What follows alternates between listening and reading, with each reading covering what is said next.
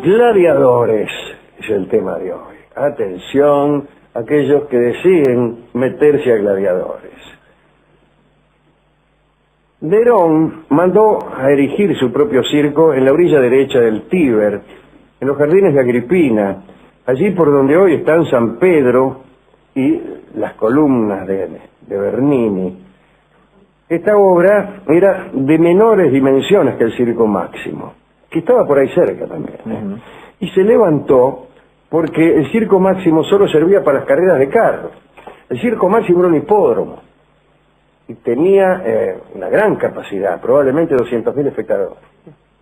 Pero no servía para las luchas y para pelear con las fieras y para que las fieras ingirieran a las personas, porque tal como sucede con los hipódromos, tenía una gran extensión para permitir que los carros dieran vueltas una y otra vez, y no tenían la forma de una arena, que fue clásica en los circos posteriores.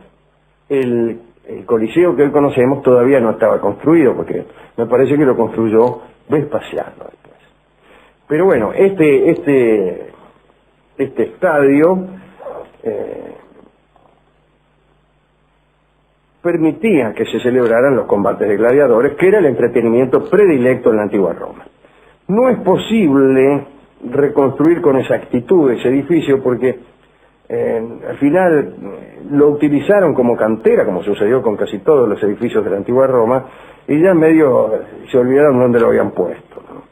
Hoy no quedan ni los cimientos. Casi todo se usó como material de construcción para las diversas ampliaciones de la iglesia de San Pedro. Desde los días de la República, en Roma, los criminales no eran ejecutados. Esto digo como antecedente del oficio del gladiador. Los criminales no eran ejecutados, sino condenados a luchar con las fieras o con los gladiadores. Si lograban sobrevivir, obtenían su libertad. Si morían, como si se tratara de una ordalía, se consideraba un justo castigo. Los antecesores de Nerón, es decir, ya terminada la República, los emperadores anteriores a Nerón, Claudio y Calígula, auspiciaron, en realidad Calígula y Claudio, ¿no?, auspiciaron las luchas. Cuentan que Calígula hizo arrojar a la arena a un espectador que había concurrido a los juegos ataviado con un manto demasiado distinguido de púrpura que atraía todas las miradas. Entonces a Calígula le dio bronca y lo arrojó a la arena para que peleara con los gladiadores, y aquel petimetre, aquel lechuguino, encontró una muerte miserable. Escio Próculo, que era hijo de un oficial y un famoso galán, también se ganó los celos de Calígula. Fue expulsado de la tribuna y debió primero pelear con un gladiador tracio, los más clásicos, ¿no?, y luego con un griego que estaba provisto de muchísimas armas. Después venció a ambos, este galán. Los venció a los dos, al tracio y al griego. Entonces el emperador ordenó que los estrangulara. Así que ganaste peor, dijo Calígula, que era una persona poco recomendable. Aunque parezca curioso, en sus años inaugurales como emperador, a Nerón no le gustaban las luchas de gladiadores. Al principio trató de suplantar los combates por otros, acaso más grandilocuentes, pero también fingidos, eran combates de mentiras. Cuentan que en un estanque lleno de animales marinos y de agua, desde luego, ofreció el simulacro de una batalla naval. Otra atracción fue el combate a espada entre 400 senadores y 600 nobles romanos. Claro, usted dirá, ¿que era en serio? No, estaba todo ensayado. Y fue una sensación, porque hasta entonces solo combatían como gladiadores los esclavos y los presos. Pero todo aquello era un acomodo y la novedad duró poco. En realidad, en toda la historia de Roma, los emperadores nunca lucharon, los nobles nunca lucharon. Los que luchaban eran los gladiadores, eran profesionales, eran esclavos. No sucedió como en otros pueblos donde la nobleza luchaba. Por ejemplo, en Grecia. Bien. A medida que el imperio se fue expandiendo, fueron llevados a Roma en calidad de prisioneros individuos cada vez más extraños.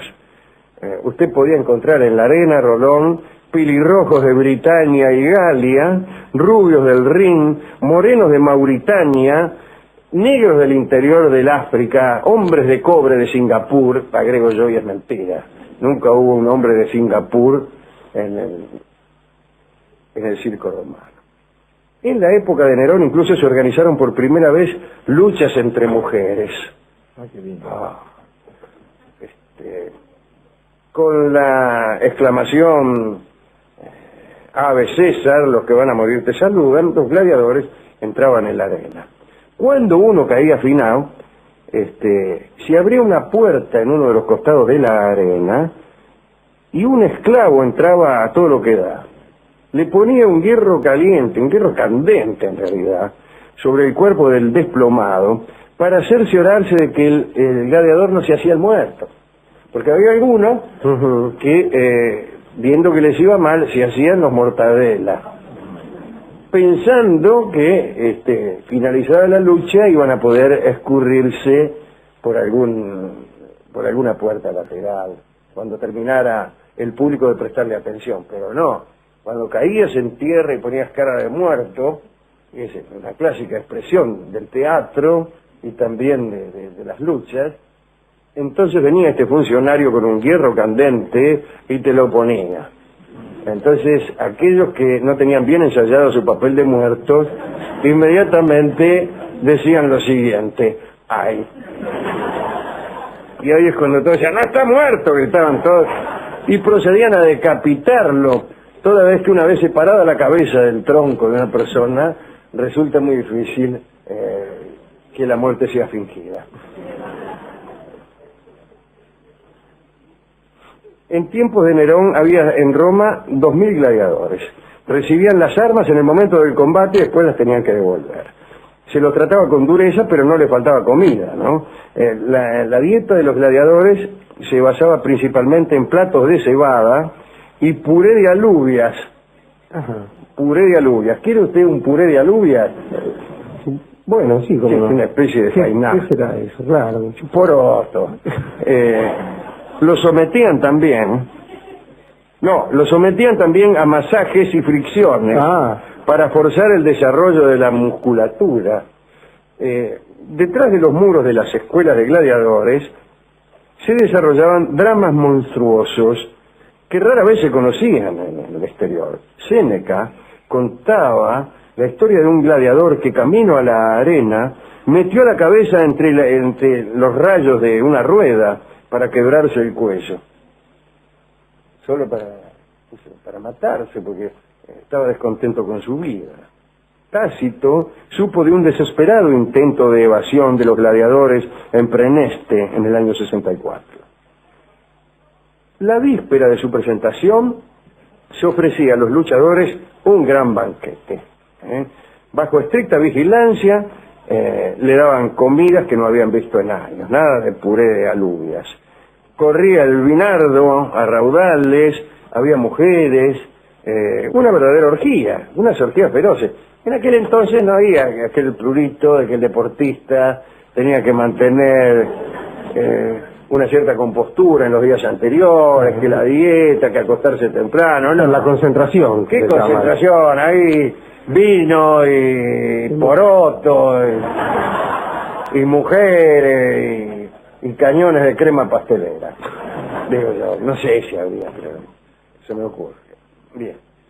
El gladiador que lo deseaba podía participar del desenfreno hasta que despuntara el día y se abrieran las puertas del circo. Cuentan que eran reuniones un poco melancólicas porque todos tenían miedo de morir al día siguiente. Y muchos de ellos, muy borrachos, se la pasaban despidiéndose. Y eso en realidad entorpecía las orgías. Cuando usted se pone melancólico y propenso a la despedida en una orgía, la orgía fracasa. La despedida no forma parte estricta de la orgía. Cuando usted empieza a despedirse, ya la orgía se arruinó por completo. ¿Me entiende? qué gracia hay de sexo feroz, de lujuria irrefrenable. Un tipo dice, bueno, este cuerpito, todo está muy lindo. Bueno, esto produce en los demás participantes una especie de anticlímax, una sensación de fracaso. Y dice, bueno, yo también me voy. ¿Para dónde vas? Para allá. Claro, bueno, vamos. Para allá, bueno. Arrancamos. Todos van para allá. En la orgía nadie va para allá ni para acá, justamente. Una orgía consiste en que nadie sabe cuándo va o cuándo viene.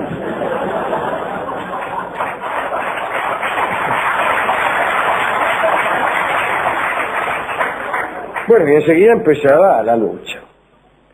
Llamo la atención sobre la lucha con fieras, que era una particular variedad de los combates de gladiadores, ¿no? Se dice que Marco Fulvio Nobilior, el vencedor de los etolios, organizó en Roma en el año 181 a.C. el primer espectáculo con fieras. Al comienzo era un espectáculo inocente, mostraban ahí unos lagartos, pero luego degeneró. Al regresar de tierras lejanas, los romanos traían animales exóticos como testimonio de sus hazañas. Llegaban con leones, osos, panteras, cocodrilos. Al principio los exhibían en jaulas, pero bien pronto fueron integrados a los juegos circenses y los gladiadores debieron enfrentarlos. ¿Qué mostrarlo en la jaula? Vamos a pelear contra el oso. Augusto dicen que hizo masacrar en un total de 26 funciones 3.500 animales. No existían entonces reclamos ecológicos. Cuentan que incluso los cartagineses, los libios y los egipcios, los africanos en general, auspiciaban las capturas de las fieras para cultivar sus campos con menor riesgo. Había en ese entonces en el África muchas fieras. Entonces vos estabas cultivando porotos, por ejemplo, o agachado cosechando papas, y venía por detrás, digamos, un tigre y te comía. Esto producía un gran menoscabo en la agricultura, la ingestión de agricultores por parte de la fiera. Contemos para cerrar este informe que con la participación de las fieras en la arena se produjo un error, un descuido. Sucede que algunos gladiadores aprendían a amaestrar a las fieras. Entonces cuando se enfrentaban con ellas, las obligaban a ir a menos. Como quiera que sea, también se utilizaban las fieras amaestradas para algunos actos pomposos. Por ejemplo, Marco Antonio se lució en compañía de la actriz Citeris en un carro tirado por leones. Ese es un sulky, ¿eh?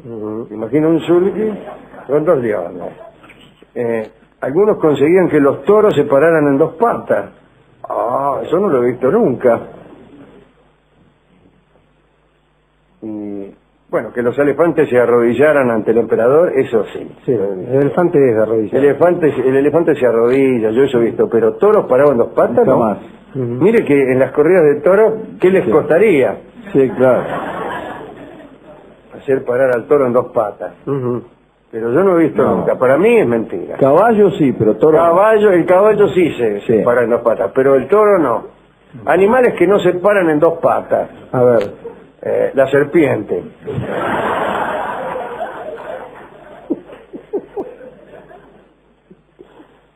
El cocodrilo tampoco. Para mí sí. No. ¿Cuántas patas tiene el cocodrilo? No lo sé. 4. 4 o 6. 4. A mí me parece que tiene 6. ¿Cómo 6? ¿Tiene 6? No, 4. Le convendría 6. No, ¿Por qué? Por el va largo. arrastrando mucho la panza. Sí. Le convendría 2 patas en el medio, andaría mejor.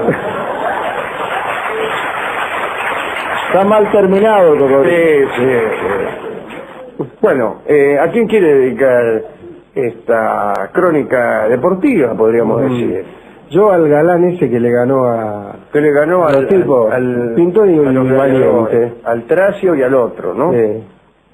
Había distintas clases de gladiadores, ¿se acuerda? Estaba el retiario, o el reciario, como decimos nosotros, tiene que ver con la red.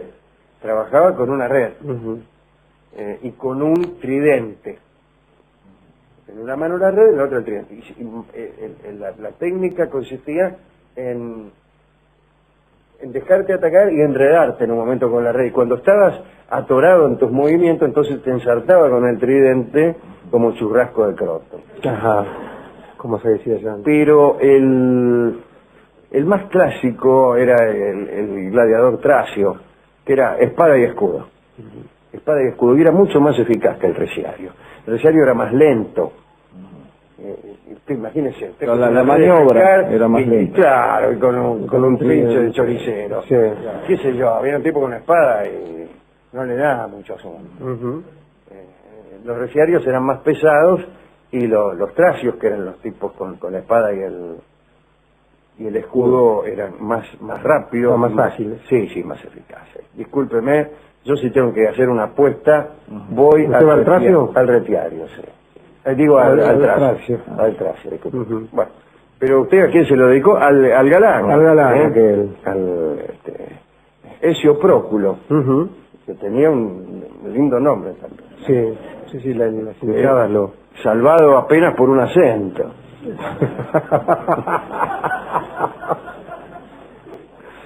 Bien. Hemos resuelto que el tango que venga a amueblar esta charla, en virtud de la cobardía de los emperadores que no se atrevían ellos a pelear y mandaban a sirvientes, sea justamente el tango que se llama Cobardía. Cobardía es un bellísimo tango de Charlo que escucharemos en la versión de Carlos Carrera. Adelante.